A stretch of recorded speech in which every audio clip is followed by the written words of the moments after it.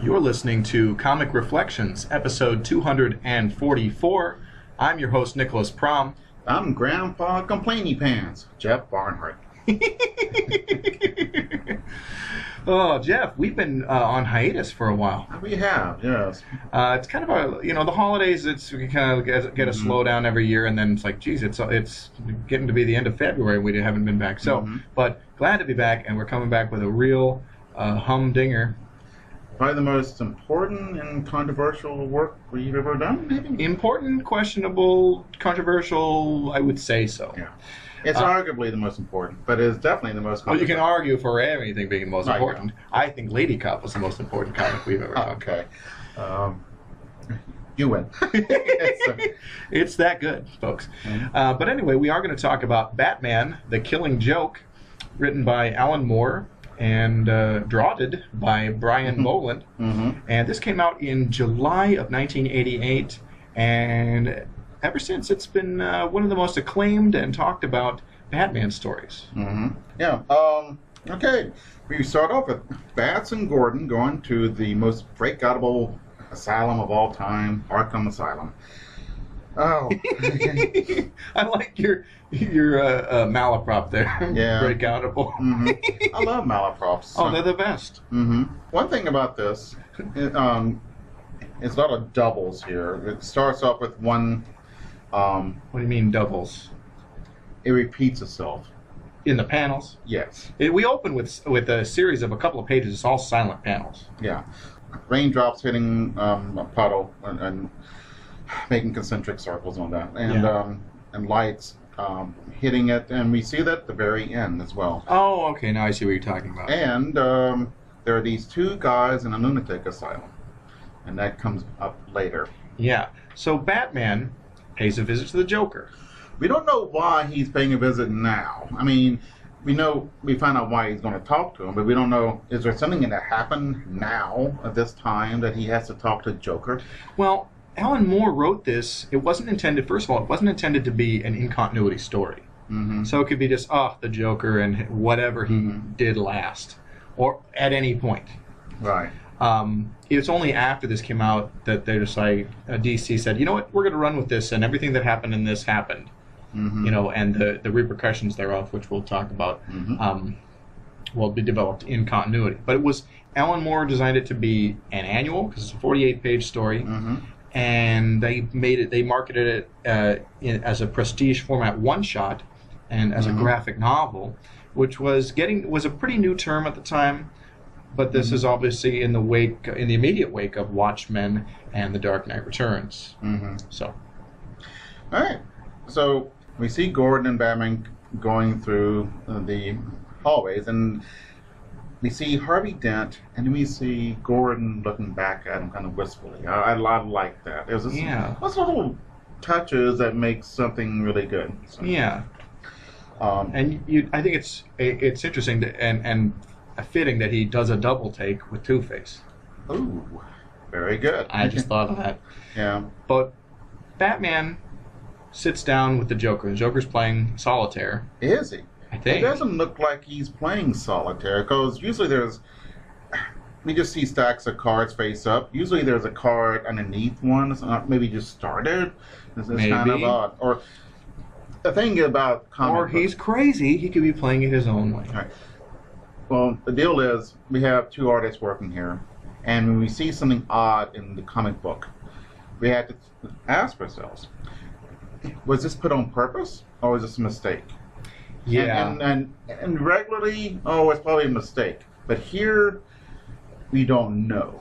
Right. And that opens up for the work itself for all kinds of speculation. And we're now in a habit of looking for Easter eggs, and that's fun too. Yeah. Batman goes to see the Joker. And he's saying, all right, someday one of us is going to kill each other. I might kill you, you might kill me. We needed this to end. And how do we stop this? Yeah. And go ahead. I have issues with this. I mean, granted, the theme of the endless dance between Batman and the Joker should be addressed. And I think this stuff maybe should be Batman's internal monologue and not going to talk to the Joker about it. Because the Joker is not a sane person that you can go and confide in and try to hash something out. And why would Batman go to his worst enemy to wrestle with something that he's been struggling with? Yeah. That's the role of Dick or Alfred. And it's just, to me, this comes across as extremely tone deaf to the character of Batman. Or to the character of any guy. I could see Superman and Luthor having this conversation someday. But not Batman and the Joker. And Harvey Dent, or Two-Face, or the Penguin. Somebody, but not Joker. Batman and Two-Face, they were friends. Bruce and Harvey were friends. The Joker is this guy we don't know anything about, and the Joker doesn't really know about Batman. Mm-hmm. And, which is mentioned in the book. Right, and we'll get there. How can two people hate each other that don't know each other? Right.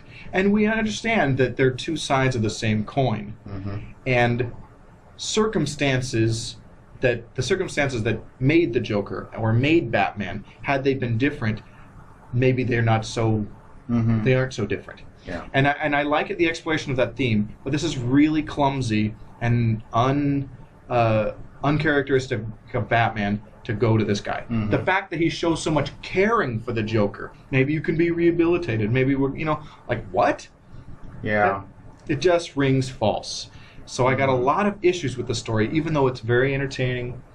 I think this is not a great Batman story, but it is a great Joker story. Okay. So. All right. So Batman's telling this to the Joker, and he grabs Joker's hand and he lifts up his hand. Someone said there's a lot of hands in this story. And you look at a lot of hands. Well, a lot of.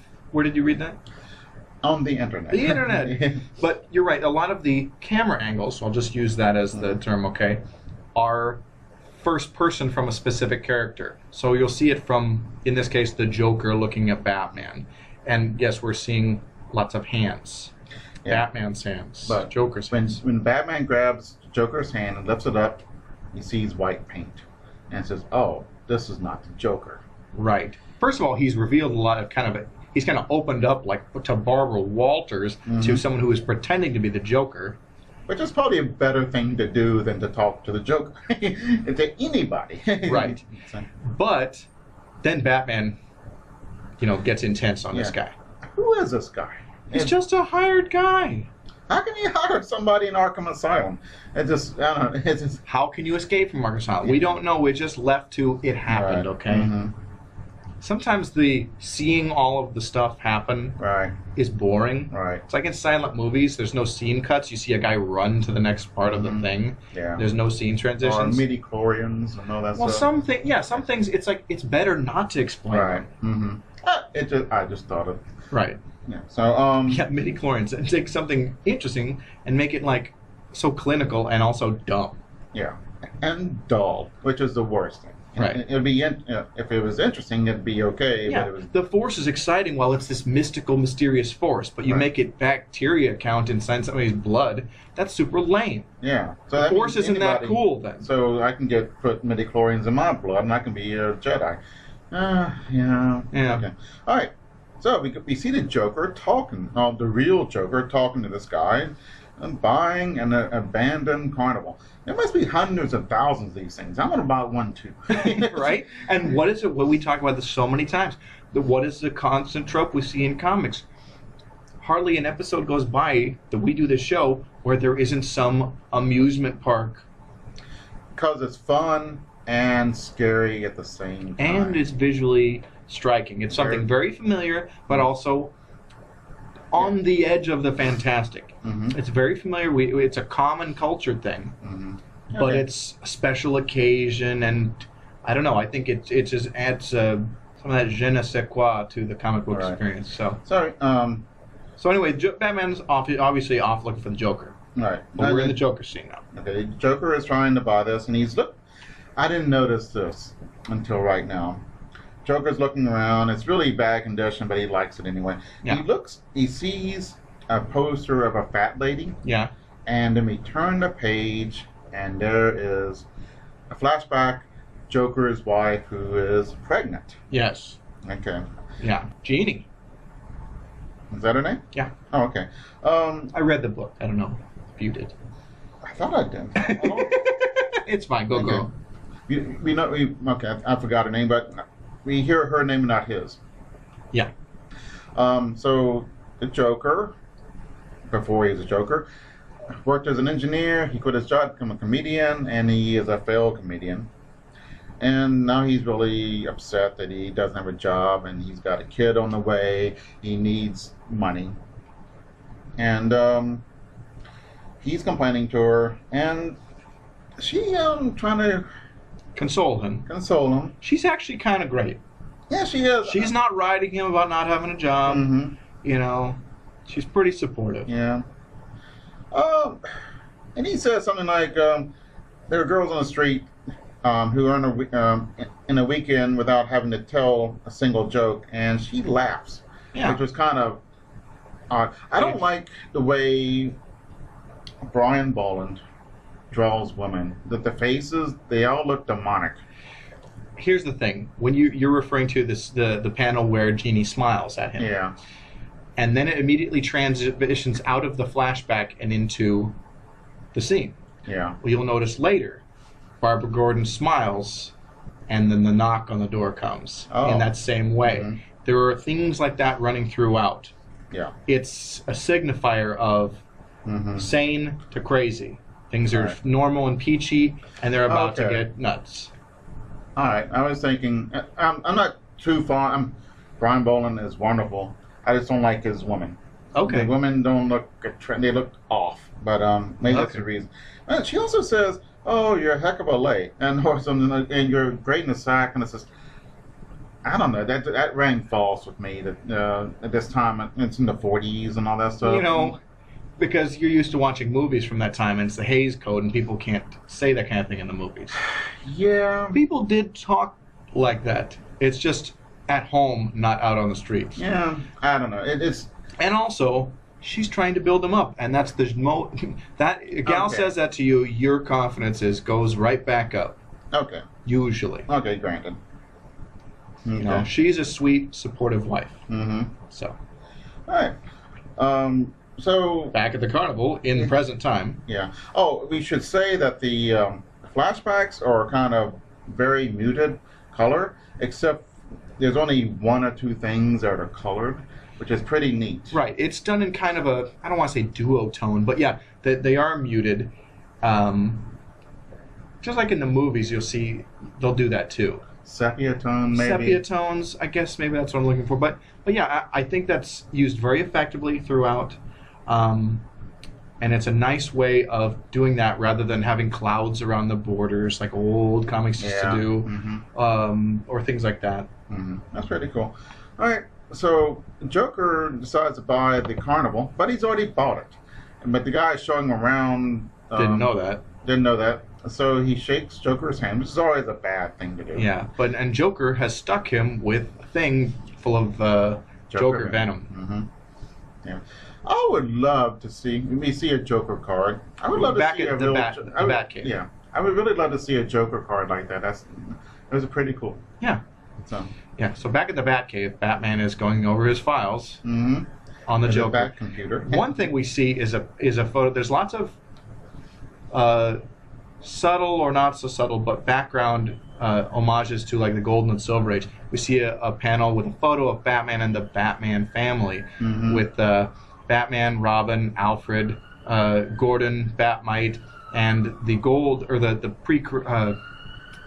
I guess it would be the Earth 2 Batgirl and Batwoman. Mm-hmm. And Batdog. Ace the Bat-Hound. Yeah, Ace. You say that? Okay. Yeah. Yeah. I love stuff like that. Yeah. Here's a Golden Age Batman, or excuse me, Joker. Yeah. That looks like a 1950s Dick Sprang Joker. It's great, but nice homages. Mm-hmm. They're just presented and not touched on. Batman. Anyway, Batman has a little conversation with Alfred in the Batcave. He's my favorite Batman character, I think. Alfred? I love Alfred. Oh, he's great. Yeah. But here it is. How can two people hate so much without knowing each other? And it's an interesting thing, you know. It's like a similar pairing of hero and villain, like Captain America and the Red Skull. They do know each other. They have a relationship over the decades. Yeah. Lex and Superman know each other. Yeah, but see, like Cap and the Skull, they know each other's names. Yeah. They know about each other's lives. They know how each other started and what made them and all that. And I think that's fairly unique. I mean, well, Luthor and Superman know that stuff. Luthor doesn't know Clark Kent is Superman. Right. But yeah, Batman and the Joker. The other is a mystery. Their opposite number. Yeah. You know what I mean? Mm-hmm. So I like that dichotomy. Yeah. So back at the Gordon residence, Jim Gordon is cutting out an article for his scrapbook. I didn't know he had scrapbooks until this. I've never really seen any other instance of it, but it works. Mm-hmm. You see a Golden Age homage also looking through there with an image of. Well, I think that's part of it is the cover of Detective 27. Yeah, Bat Guard Vigilante critically injures murderer. That's a headline I want to read. Right? Barbara has a lot of library stuff, which I work at a library. I kind of like the. Yeah. They should really classify your scrapbooks better. Well, she says something about the Catwoman volume. She found it behind the wardrobe. Right. Kind of like Playboy's under the mattress. I didn't think of that way, but it may be. Yeah. Okay. Barbara is Gordon, who is actually Batgirl. Yes. Is expecting Colleen, who's going to a yoga. She opens the door without looking through the peephole. Right. In Gotham City, I would. Well, in Gotham City, and there is a dangerous lunatic on the loose, I would look through the peephole. Yeah. I look through the peephole now. I live in Oregon City. I really have nothing to worry about, but I look. Yeah. But the thing is, the Joker being on the loose is so commonplace. Yeah. And she's at home. She's in mufti with Dad. Mm-hmm. She's not in Batgirl mode. And also, even though she's a protege of Batman, she's not in the same... she doesn't operate in the same way that, like, Dick would. Dick is like Batman Jr., okay? Right. And so she's not on guard all the time. And safe at home with Dad, the familiar saying, oh, the Joker's loose again. Well, Batman will get him. You know? Yeah. The guard is down. Yeah, it shouldn't be that. You're right. All right. And guess who's there? It's the Joker. Silent Page. Mm-hmm. And he shoots her in the abdomen. And she falls through the coffee table. Mm-hmm. And that's one whole page. I love the way the Joker's dressed, like he's a tourist. Oh yeah. Dude, does that kind of remind you of that episode of the Batman TV show where Joker surfs up Joker? Yeah, I have not seen that yet, but I mean, I haven't seen it in 30 years, but yeah, right. That is great. I wonder if they got that from there. I love how skinny the Joker is. Everyone else in comic books is buff. It's really cut. Well, yeah, and the Joker, it's like, look, it's really not about physical prowess with this guy. Mm-hmm. It's about insanity, and I like that he's wiry like that. If he was built any other way, it just wouldn't look right. I agree. Well, Commissioner Gordon is kind of concerned that his daughter got shot, so he's trying to help her. And Joker has two goons who beat the crap out of him. Well, Joker enjoys a little drink. Yeah. And she asks Joker, why are you doing this? And he says, to prove a point. And he has a toast to crime. And so we go flashback again. Mm-hmm. Joker's talking, the proto-Joker, is talking to two hoods. From the Red Hood gang. Yeah. And they're eating shrimp. Man, are shrimp disgusting. But I love the taste of shrimp. I do too. But these are like shrimps with the head still on them. Shrimp, yeah, it is disgusting, but it's so delicious. Yeah. And they really make it disgusting here. Yeah, they're as you said, I think.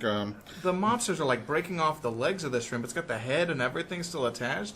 I'm used to eating shrimp that's like Got none of all the crap. You just got to eat the thing. Oh, they used to have these in bars, and the first time I ever saw this, I ate the whole thing, shells and all. I didn't know you had supposed to de-shell them. Oh my gosh. No big deal. I mean, Okay. they were kind of soft, and there's no big, but they're still tasty. Ooh, you know what I had recently? And I'll get off this tangent real quick. I had a sushi that had fried soft shell crab in it. Ooh. It was so good. And you're supposed to eat the shell. It was delicious. Oh. End of story. Yeah. But shrimp are just big bugs of the sea. And What is it about bottom feeders that makes them so delicious? I don't know. Yeah. And to tell us, to remind us that there's bugs, I just noticed this right now. There's a roach on the ceiling, or maybe on the light fixture or something, looking down upon them eating shrimp. In the bar. Yeah. I never noticed that either.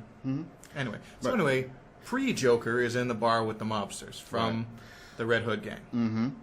And he kind of, one of them kind of looks like the Joker. With a long face and Sure. Wearing that hat, wide brim fedora. Right. It's interesting that, so the whole deal with the Red Hood mob, Joker has heard of the Red Hood, but the Red Hood mob, they just have a different guy wear that mask on each job. So if apparently, all right. So if they get captured, the guy with the Red Hood will be the leader, and the other guys, they're just the minions, so they're not going to get as big as trouble. And because it's some patsy they set up, the guy doesn't know anything. So it's a pretty smart plan. What can he talk about? Who's he going to finger? A couple of underlings, maybe. Interesting. They're planning on failure of getting caught. Well, I think it's a contingency for getting caught. Right. But yeah. And a major one. Yeah, not bad. This is really a disgusting 2 pages. It's in the sepia tone, except for the shrimp is red, and you see them glitch, wisp, flick. You don't have to give the sound effects. Okay, They're breaking off the legs. And we see one guy throwing up. Yeah, at the bar. Yeah. Oh, he's drinking. Mm-hmm. Yeah, but lots of tearing sound effects of tearing apart shrimp. I'm not sure. The thing is, like in the old classic paintings, everything has a purpose. The guy spent 5 hours drawing a dead bird in a hand, and we know that a dead bird in a girl's hand means a loss of virginity. Oh, okay. And that's what I've been told. I never heard that. So there's something going on with the shrimp. So okay, I don't know what it means. So. Yeah. So we flash back to the present day, and Babs Gordon's in the hospital. The doctors are giving Harvey Bullock the straight dope, and Batman. Yeah. Harvey Bullock tells Batman that they found a lens cap to a camera that does not belong in the Gordon residence. So that means somebody took pictures. Right. And they found Barbara in a state of undress. Yeah. Okay. So here's a big controversy. A lot of people say this means the Joker raped Barbara. I mean, it makes it possible he did, It's left ambiguous, but I don't. I remember I've read this several times over the years. It never crossed my mind. Maybe when the first time I read this, I had never seen an actual, strongly implied or depicted rape in comics, which has, in other things I've read in the ensuing 20 years or whatever. 15 years or so, that has been a thing, and it's a trope that occurs in modern comics, but it never occurred to me, and I never thought that he did that. Maybe because I'd never seen that before, so had no precedence, but also it doesn't have a precedence in the Joker's MO. I mean, does he have sex with Harley Quinn? Well, sure. I mean, but he's never been a rapist. He's never obsessed romantically over a victim. We really don't know. I mean, she loves him. Okay, and but we don't really know. We never see him being romantic. She's always over him, and he says, get out of my way. But they're in a relationship. Are they, or just Harley Quinn wants them to be in a relationship? Or he maybe has sexual. You're prevaricating over a thing. But I never. What I'm saying though, I have never seen a Joker romantic. I never seen him going after women romantically or Okay. sexually or anything. So Okay. In this book, we've seen a possible origin for him Right. with a wife and a child on the way. underline possible. Okay. But the implication, let's say, taking it at face value, say that it's there. The asexual thing is out the window. Yeah. Okay. And though it is an unhealthy and abusive relationship with Harley Quinn, it is one, and they are romantic together. Yeah. Yeah. This is. I read this. I heard about the Killing Joke. This is the first time I read it. Was this week. Okay. And as cynical and world weary as I am, I didn't catch any kind of rape thing. Right. I know, but if you're looking for it, you can find it. right. The pictures we see later are her naked, and And in pain, obviously from the gunshot. Yeah. But those expressions could be one of resistance to being raped as well. Yeah. It's ambiguous. Right. But I more like to say that's the agony of a gunshot wound. there is some feminists complain about women and especially DC comics are constantly getting killed or Women in refrigerators. Yeah. You know, the rape of Sue Dibney in by Dr. Light in Identity Crisis, and then her death. I won't spoil the ending, but or the death of Green Lantern's girlfriend in the refrigerator. It's bad. It works dramatically, but it's terrible to create female characters only to be put in harm's way, to set a male character into action. Yeah. This isn't done in this instance. Right. It's just a horrible crime. It's not to get Batman to come after him. Right. Because Batman's going to come after him anyway. Yeah. If he just knocked on the door and said howdy to Barbara and left, Batman would still go after him. Correct. So, So- but, all right. Joker shoots Barbara, and this worried me. And he says,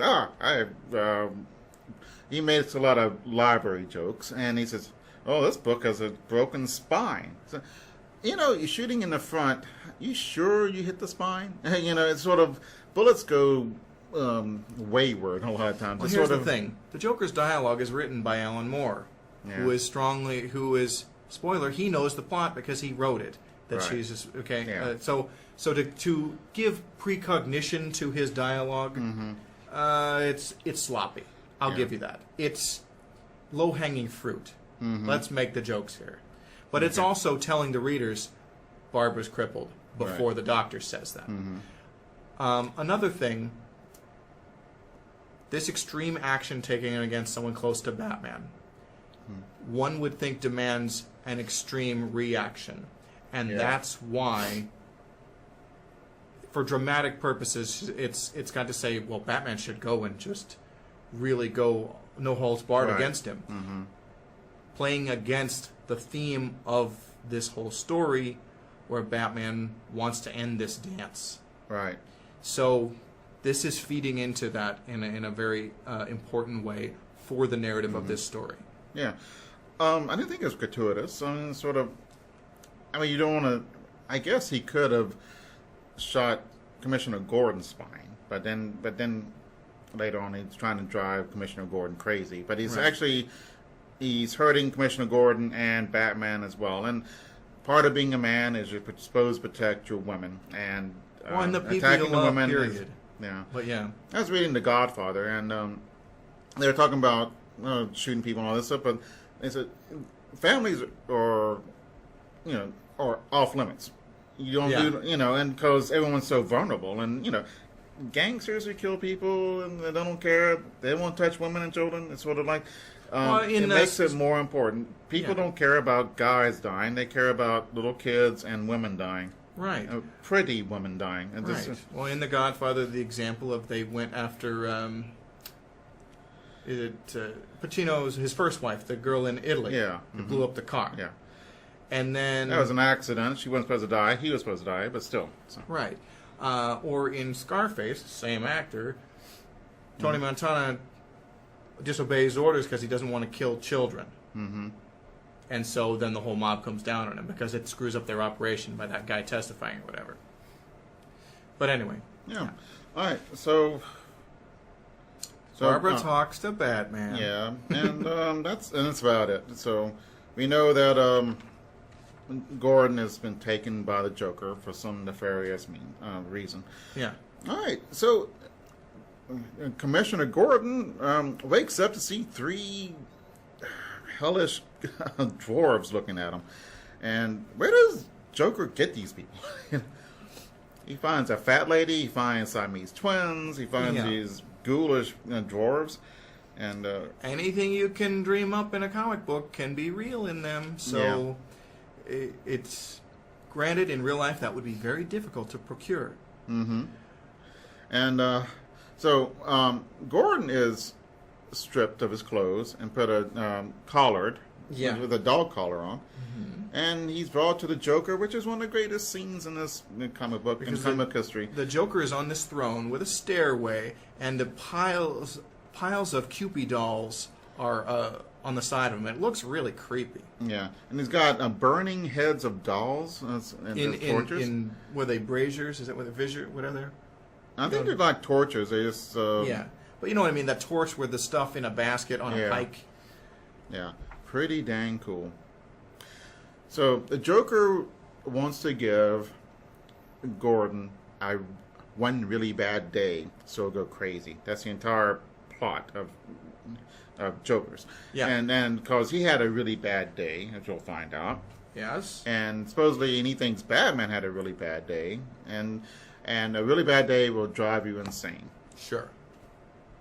So we go into the what is this called? The Crazy House. And the Fun House, yeah. Oh, sorry. I couldn't think of the name of it. So we go back to the past. And 2 policemen are coming to the bar and grill, and where the Joker is talking to his conspirators. Yeah. But Joker thinks they're about to get busted. Mm-hmm. The cops are there to deliver. I do like news. The way his conspirators are hiding their faces. It's right. Pretty cool. This is a beautifully drawn comic. Yeah, Except for, I don't like the way he drew women, but everything else is wonderful. Okay. So he's the cops are there to tell him that his wife died from a bizarre baby bottle warming accident, and which I thought was bizarre. I think it's ambiguous, but it could be that the mob killed the wife. So there would be no...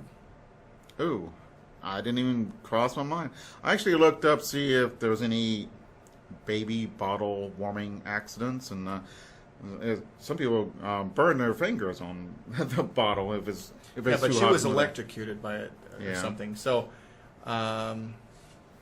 it could have been just a freak accident, but yeah. Okay. So the Joker tries to back out of it because that's the only reason he did it was because his wife and kid. He was going to do the crime, but they tell him he has to do it. No. Right. So he is trying, and you look in the background, and these 2 patrons are laughing at him. Yeah. And what is up with that? People are horrible. It's some seedy, divey place, you know. People are horrible, but are they that horrible? Sometimes. Yeah, but it's sort of... It must be in a really bad place. It is Gotham City. Yeah, true. Okay, so back to the present. And the fun house, and we see... And here's what it is. Another evil grin on a woman transitions back from the flashback. Yeah, very good. All right. The Joker has all these huge big screen TVs set up so Gordon can watch them going through the funhouse. And he's singing some evil song. Mm-hmm. He's monologuing like nobody's business about how he's going to drive people crazy and how anything you've ever valued or cared about is meaningless. Okay. And then we see the photos of Barbara. Yeah. And she's in pain and she's naked. And it is driving him crazy, but not Gordon. He's not losing his mind. Clinically insane. But the Joker says, "Don't get even, get mad." So yeah, Batman is looking for him. I like this. Wanted, dangerous, do not approach, with the picture of the Joker on there. Yeah. and he's checking out everybody. I guess it's Boss Maroney and could be. the Penguin and the Penguin. and a bunch of lowlifes. Yeah. The bat signal comes up, and I was saying, "Oh, why is the bat signal on? Oh, it's Harvey Bullock, and he has tickets to the carnival for Batman." Right. And of course, so now Batman knows where to go. All right. Okay. We go back to the carnival, and I love it. I love the Joker when he's not laughing. The expression, "Hey, you okay?" Yeah, And on his it's face really is pretty great. Yeah. Mm-hmm. You know, and he's saying, "Oh, you're kind of boring," because he doesn't say anything. To who? Oh, to Gordon, yeah. Actually, no one else talks. He has all these minions, but they never talk. Because they're not important to the story. Mm-hmm. We go back. They're going to rob... Oh, it's flashback time. Yeah, flashback. They're going to rob a card factory, but it's next to an engineering chemical factory. So they're going to go through the chemical factory to get to the playing card factory. I wouldn't try to figure it out too much. If you look too deep, it falls apart. Well, that's... Why wouldn't you just go to the thing? Well, a playing card factory is not going to have chemicals that turn you into Joker. And a chemical factory will not have a Joker playing card. But why do you need to go through another place to get to another place? The engineering... Apparently, the card-making factory is heavily guarded, and the engineering place of the dangerous chemicals is not. Okay. Like I said, it falls apart under scrutiny. Yeah. So. Yeah, it does. I didn't think about that. But Yeah. okay. So they put the red mask on. It's pretty cool of him talking about being in the red mask and how he can't see anything. Everything's red and it smells and all that, Yeah. which I thought was a good touch. Well, yeah, it would. Makes sense. Mm-hmm. But what doesn't work is there is security there, and he gets shot at. And the two hoods, they get shot to crap. yeah, and one of them's dead. It looks like the other one is saying, "Watch out! It's a Red Hood. He's in charge of everything." Right. Even when the guy was shot, he's I love how they set up a patsy so that they can have deniability. Like, we're just hired guns. We don't know anything. And they can just let it go. That's really a smart move. Yeah, it is. So the cops are there, and Batman's there, and he goes chasing them. The Joker is afraid of Batman, and he said, "Don't touch me, or I'll jump." And he jumps. Or falls. I'm not sure. Don't come any closer, or I'll jump. And he jumps. Okay. So he goes into the chemicals, and he gets out, and his skin is bleached white, and his hair is green. Yeah, and I wonder what chemicals would even do that. Yeah, what chemical will turn your skin white and your hair green? Yeah, I don't know. Yeah, Comic book chemicals. and he Comic bookicals. yeah, and he starts laughing, and he goes insane. Yay! Which is one of the most iconic images of the Joker ever. Oh, it's great. Yeah. It's probably the first image that comes up when you Google the Joker. Is Yeah, this image here. one of the most important things about this book is the way Bolland drew the Joker. Mm-hmm. These images are so classic. Right. And yes, they've become so iconic. I love it. Oh, by the way, the Batmobile that we see in this is the old one with the bat face on the front. I don't like that Batmobile, but it looks cool here. And because we're going with so many, like, trying to connect it to classic Batman things, I think it's important that they use this one. Mm-hmm. So anyway, okay. But anyway, we're back to the present, and the Batman has pulled up at the carnival. Mm-hmm. And Joker's waiting for him. All right. We hear the dialogue that Batman used against the fake Joker in the beginning of the story. Yeah. So Because he did want to have that conversation with him. He really did. Yeah. But Which, again, it doesn't ring true to Batman. Mm-hmm. Really cool super fight. So Between Batman and the Joker. Mm-hmm. Joker sprays some acid on Batman's arm. Yeah. And of course, Batman... what do you... I don't know how his, anti-acid something. He has an anti-acid in his utility belt, so... It could simply be baking soda. A neutralizing agent. Mm-hmm. Yeah. It probably is, actually. Yeah. So he saves James. He finds James Gordon. He saves her, and James Gordon tells him, "Do this by the book." Right. We have to let him know that our way is right or whatever. Yeah, Clearly, you it cannot make hasn't. somebody insane. You cannot drive somebody good insane in one day. Right, but also, their way has just kept him in the revolving door of Arkham, where he comes out and kills and hurts more people. Yeah. Although, that's a criticism, and I make it all the time. I made it at the beginning of the show, but the Joker is an interesting person. If he's stuck in Arkham Asylum, he's not an interesting person anymore. Well, so you got to. That's very true. You don't have your best villain and like, well, he's in prison. Well, we can't do anything with him now. Of course, you have. Batman gets his car washed. Right. At the Bat car wash. Yeah, it's So we have to allow this crap, but the comic book is wrong. This wouldn't happen, but you cannot allow these comic book selling mechanisms, tropes or whatever, to defeat what they're trying to say. Right. Just like in nonsensical things in a plot element, like you just have to let it go so we can have the story. Mm-hmm. Yeah, and you can't. But I like pointing them out. They're fun. Yeah. Oh, yeah, I do too. So the Joker runs off. Batman talks to Gordon. Gordon tells him not to do everything by the book. Batman chases him through the funhouse, and we see some really cool distorted images of the Joker. Yeah. And he almost gets impaled in some spikes. Oh, yeah. This montage of chasing through the funhouse is really like a lot of... It harkens back to so many death traps that he's been through. Mm-hmm. And so anyway, the Joker's talking to Batman on a microphone. Yeah. Throughout. And he says, so why can't you see the funny side? Why aren't you laughing? It's kind of important for later. Yeah. And Batman busts through a mirror, and it's awesome. Indeed it is. So we get another super fight, or bat fight. Yeah. Joker tries to use his Joker venom, Yeah. which is in his hand, and when he shakes hands. Sure. It looks like it's off, so he's trying to put it on. Batman knocks it out. Joker pulls the knife. Yeah. Okay, here is something. Batman gets hit on the head with a 2x4. The Joker pulls a knife. Batman's got his back to him. And Batman is looking at his hand. He is looking at his hand right before the Joker strikes. He's still looking at his hand when the Joker, a homicidal maniac who's killed a bunch of people... No. Hang on.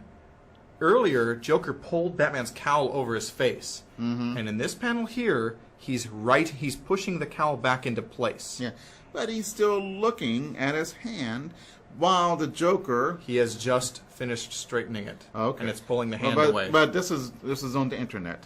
And, Okay. and I look back, and it does look like he's very intently looking on his hand. Sometimes when you're about to do something, you look at your hands. Like you're about to punch somebody, or about the next thing you do could be, momentous. Okay. All right. So he punches the crap out of Joker and knocks him out the window. This image of him falling out the window reminds me of the animation for the Batman TV series. And that opening montage. Yeah. And you see the Joker floating by, being knocked out. Yeah. And very similar. There are lots of little homages like that throughout. Mm-hmm. Okay. So Joker's on the ground. Batman comes up. The Joker brings out a gun and shoots, and it goes click, click, click. Okay, two things. One, we only see him shoot one bullet. This is a revolver. It holds 5 or 6 bullets. Yeah. And revolvers that shoot bullets do not have a little flag that says click, click, click. Because it wouldn't work, but you can have one or the other. It'd be really nice. But a comic book gun could do anything. Yeah. But this is more magical or something like that. This is impossible. So. But, okay. So then, here, Batman and Joker have a conversation. Yeah. And it's pretty good. And in this story in general, but this scene in particular, the Joker is at his most human. Mm-hmm. And I think this is part of why people come back to this story again and again, even though it's not a great Batman story, but it's something that gives some depth of character to this otherwise just constantly maniacal guy. Mm-hmm. Yeah. But they're talking, and Batman said, maybe I can help, and Joker says, it's too late. And which kind of shows, for the first time, his humanity. But also, it's like it raises the question: was there a time when it wasn't too late? Could Batman have "quote unquote" saved the Joker earlier in his career? Yeah, yeah. And I think a little earlier he was talking about his bad day. He's an unreliable narrator, and Joker is, and the story we saw of him being made into the Joker. It could have happened that way, or it could have been that could be. We saw that in the last movie. Well, in The Dark Knight. Yeah, because he kept... tells about his about 3 stories on how he got his scars. Right, and that's definitely connects to this. Mm-hmm. Definitely. And supposedly this is why we have the Tim Burton Batman. How do you mean? Tim Burton did not like comics until he read this one. Then he wanted to do the movie. Is it? Well, that's very interesting. It's also interesting that this comic story that movie came out in 1989. Yeah. So Tim Burton must have read this and be like, now I got to make a movie. I guess so. Or he read it earlier or something like, you might have seen the rushes or something like that. Or maybe he's full of crap. I don't know. Well, because the only thing I've ever read of Tim Burton saying about comics is like, ugh, I would I would never read a comic book. Yeah. Well, he said that, but he said he liked this one. So. Okay. Well, maybe he ought to read comic books so he knows how to make movies again. Because I used to like them, but now Tim Burton is a kiss of death. Yeah, pretty much. I mean, the guy knows how to make a visually compelling movie, but as a storyteller, he's garbage. And if he was a comic book reader, I don't think that would be as much of an issue. Maybe he doesn't read at all. I don't know. Because reading comic books are very cinematic, especially the way they're set up. They translate, I mean, maybe not the things you can do in movies, but like the way scenes are set up, they work perfect as storyboards for films. Yeah, they're cinematic. And so the medium of comics, not necessarily every genre because of the fantastical things that take place in them, but the medium of comics translates very well to film. And I feel like if you are a comic book reader, you have a better understanding of how to tell stories in a visual way or to express them in such a way. So. Oh, well. So we get to the Killing Joke. Yes. At the very beginning, there are these 2 guys in a lunatic asylum. That's the very first things you read. Yes. And here we are. The Joker tells a story. Yeah. I'm not going to read it here, but the funny thing is, the 2 guys in the asylum, that parallels very strongly and importantly with Batman and the Joker themselves. Right. Because whatever made Batman, because the Joker doesn't know. He suspects it was a bad day. Right. And it was. It was. It also says a lot about character, that it didn't break Batman, it made him stronger. It strengthened his resolve. And the Joker, it broke him. Yeah. Batman starts laughing. I never seen him laugh at anything. Yeah, it's very uncharacteristic of Batman, especially at this point. Yeah. Especially 1980s. Yeah, I guess in the Silver Age he's laughing at Batman or something. Silver Age, he's got a smile on his face and trading quips. But from the Bronze Age forward, that Batman just isn't extant. And so even in this, especially in this very serious Alan Moore story, it just doesn't feel right. Right. I've never laughed at a Joker thing outside of the TV series. Sure. And which I find hilarious. But here he is laughing. All right, and here is the controversy. What happens here? Because we kind of pull, the panel kind of, what is it, the camera term I'm looking at? It pans or something. Pans away, and you're left to wonder, out in the rain, did Batman strangle or kill the Joker here? And we don't know. Yeah.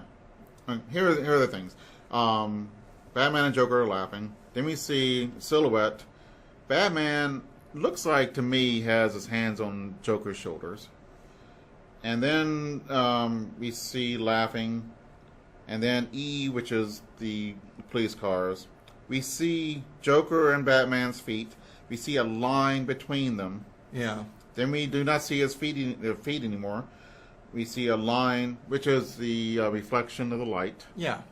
And then we... And all the we puddle. see is raindrops and puddles. Yeah, which we see at the very beginning. Right. So, and that's it. That's the end of the story. all right. So people say that the line is the line separating Batman and Joker, or it's the line that Batman never crosses of Ooh. killing Anybody. Anybody. I think he killed people at the very beginning, but Yeah, he did. Yeah. But they quickly kind of like moved away. And from so that. this is why Grant Morrison says that Batman killed Joker. Yeah, well, I mean, maybe that was Alan Moore's intent, because this wasn't supposed to be an in-continuity story, but Yeah. it became one. But Grant Morrison could be very right, Yeah. but he's also not infallible. Right. And Grant Morrison is the guy who's perpetuated the notion of Batman can do everything, has a super plan for all contingencies, is totally infallible. And that's nuts, because he's still that takes away the personhood of Batman, Right. the Bat God. Mm-hmm. And there was a time when I thought that was great, but the more we've done this show, I've grown to not care for that interpretation of Batman. Mm-hmm. And I'm not for it in this instance. So, Yeah. Oh, this is really cool. Yeah, I think it would be killing the Joker would be against Batman's ethos, yeah. and Gordon told him not to, and But and, Batman Gordon doesn't always do what Gordon says. Yeah, but in this time, Gordon was one of the big victims here. Yeah. It's not like someone else is a victim. Gordon and his daughter were the victims. Yeah. So what they say has precedence. Okay. Over most people. Let's see. Although him laughing at a joke kind of made me, is he going crazy? All right, so him looking at the hand. Could that hand, Batman looking at his hand when the Joker's about to attack him, could he be looking at the Joker venom? That is one theory I saw on the web, and I thought, that's interesting. And then Batman's laughing. So Do you think that Batman got hit with the Joker venom? maybe, or does he have a Joker venom in his hand and he gives it back to the Joker? But does the Oh. Joker venom affect the Joker? Well, it's not a supernatural. It's just a chemical agent that kills people. But of course. but is he immune to it? I don't Why know. would he be especially immune to it? He's just a person. He could The be. only person the Bat character that's immune to poisons is Poison Ivy. Yeah. It could have been like a methodic thing, as in he takes a little bit and then builds up a resistance to it. Maybe. I mean, I think it's a bit of a stretch, but Huh. it's comics. It's possible. I thought it was interesting. and it is interesting to speculate on these things. That's fun. Yeah, But I don't think so. Yeah, but there's a lot of stuff in here, and so is this a red herring? Is this just an accident? Are we reading too much in it, or Yeah. does this mean something? Yeah. And you have to do this with this book because there's a bunch of stuff there, and Sure. that is there for a know, reason. yeah. And it is easy to read too much into it, but it's also because we discovered 2 or 3 things just looking at it now. Right, and these are things that I didn't spot in the other readings I've gone through this book. But Alan Moore, his works, at least his those things that I've read, and I've read a bunch of his works. I haven't read everything, but there's a lot of layers, and they're very thought-provoking, and they hold up to multiple readings generally. Mm-hmm. I really like his League of Extraordinary Gentlemen. That's one of his that I never touched. I don't like whoever the artist is on that book, and if the artist is a turn off, I'm like, no thanks. I like the art fine, but I like history, so it's kind of cool. And Yeah. there's a lot of little historical jokes I find amusing. Well, it's a neat concept, but Yeah. Alan Moore doesn't like the Killing Joke. no, he doesn't. He's down on certain works of his, and this is one of them. Well, that's his prerogative, but He's I don't know. allowed to not like it. Yeah. I just found it surprising. Yeah. Yeah, this is really hyped up. It's really important, but I was kind of I like it better than the first time I read it. I read it twice, and okay. it's this week, and okay. and yeah, it's not a great Batman story. You're right. It's a good Joker one, although there's too much. I don't like crazy talk. I'm gonna drive you insane, but that's kind of that got old, and for Sure. me. But I'm complaining about how Mona Lisa being too small. I'm making this a quibble with something that's. It is a very important, good work. Maybe the most important. Except for the first Superman. I don't know. It really changed Batman because it created Oracle.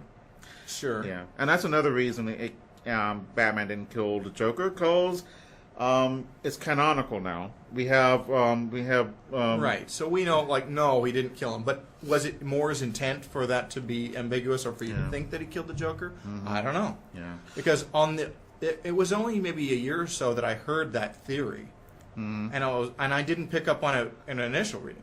Yeah. And I think your average comic book reader isn't going to take that away from it.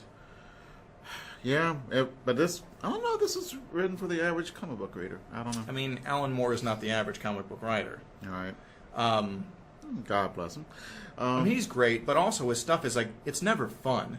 It's always a bummer. Watchmen isn't fun. The book we're going to talk. I didn't enjoy The Watchmen as. Yeah. It's a great book. Right. It's you don't read Dostoevsky or the Russian writers. Wow, this is really great, but it's so depressing. Crime and Punishment is a bummer. It has some rosiness in the very, very end, but. Yeah, you had me at you don't read Dostoevsky. You don't read. What I was going to say is you don't read know. Russian literature in the wintertime because you want to kill yourself. Yeah. And Alan Moore is great, and he's a great talent, but you look at his major works and they are such a depressing downer of a thing. It's maybe I think as a comic book reader I've moved away from Alan Moore and the people who ape him because I need this to be fun. Thought provoking is great, but I need there to be a light at the end of the tunnel. I need hope. That's why I like Superman more than Batman. Yeah. Because Batman is about vengeance and Superman again is about hope. Have you ever seen the movie Sullivan's Travels? No. Preston Sturges movie. This director makes these comedies, and he says, "I want to make a serious film called Oh Brother, Where Art Thou?" And that's where the name of the movie comes from. Oh, okay. The Coen Brothers. And so he goes and he becomes a bum, and then he gets sent to prison by accident, and then he comes out and says, "I'm gonna make happy films because these people live miserable lives, and they would like to have something to watch that makes them laugh or have fun." And making sad stories is a rich man's hobby, and and it's I think it's kind of pretentious. And I mean, I'm not saying everything's got to be super happy and all this. A sad story is fine, but if you do it all the time, it can be pretentious, and it can be. Oh, look how smart I am! This is not a happy ending, ha ha ha. Yeah, Alan Moore and Grant Morrison, they changed comics and changed the landscape of it, but I don't want the majority of what I read to be this bummer trip. Right. I read comics to escape and to have a good time. Yeah. And any type of story is fine because it's a medium, not a genre. Yeah. But I mean, I just lean on this is cool. I have read the many of the important graphic novels or what have you. But the ones that tend to make those lists are these downers, and because you're embarrassed to have somebody a happy Superman or something on the cover or something happy. It's easier to say I really like this serious film because it's serious or you can be serious book. and uplifting too. Yeah. But we should just kind of wrap up. But okay. I preferred the fun of Silver and Bronze Age things to the negativity. But this is great. It's important. Yes, you should read it if you have not, and most people have. If you've gotten this far in the episode, why are you listening? But Yeah, I couldn't do that, but yeah, but it's great. Yeah. All right. Comic Reflections is recorded in Portland, Oregon, and produced by Sean Roof. You can find this show on iTunes, Stitcher, and at theouthousers.com. Next week, Jeff and I will discuss Superman, Whatever Happened to the Man of Tomorrow by Alan Moore. Well, until next time, we'll see you in the funny pages.